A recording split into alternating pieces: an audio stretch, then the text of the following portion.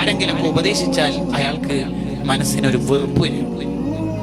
ആരുപദേശിച്ചാല് മുദരിസ് ഉസ്താദല്ല, സീനിയറായ മുത്തല്ലിമല്ല, ജൂനിയറോ സമകാലികരോ ആരെങ്കിലൊക്കെ ഉപദേശിച്ചു, അപ്പൊ നമുക്കൊരു ഒരു അസ്വസ്ഥത, നീ ആരോ പറയാന്നുള്ള ഒരു ചിന്ത അതുണ്ടെങ്കിൽ അത് കിബറിന്റെ അടയാളമാണ്.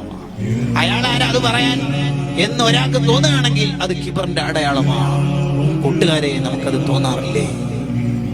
ഞാൻ ഓതിയ ഒരായത്തിൽ ഒരു തെറ്റുണ്ടെന്ന് കരുതണം.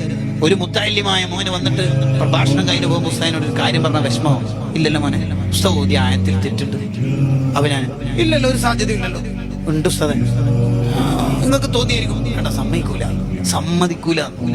എന്നാലും ഓതിയ ഒരു ആയത്തില്ലേ, ഇങ്ങനെ തെറ്റുണ്ടല്ലോ, കേട്ടത് മാറിയതായിരിക്കും. കേട്ടോ, എങ്ങനെ നമ്മൾ അനുസരിക്കുന്നില്ല. ശരിക്കും ഗസാലിമാൻ പറയുന്നത് രണ്ട് കാര്യമാണ് ആ തിരുത്തി തന്നാളോട് നമ്മൾ പറയേണ്ടത്. ഒന്ന്, ജസാക്കല്ലാഹു ഖൈർ, മോനിക്ക് അല്ലാഹു വലിയ പ്രതിഫലം തരട്ടെ. രണ്ട്, ഞാൻ ശ്രദ്ധിച്ചിട്ടില്ലായിരുന്നു, മോനത് പറഞ്ഞോണ്ട് ഇനിയുള്ള സംസാരത്തിലൊക്കെ ശ്രദ്ധിക്കാലോ. ശരിക്കും അങ്ങനെയാ പറയേണ്ടത്. എന്തിനാ നമുക്ക് ജാടയൊക്കെ?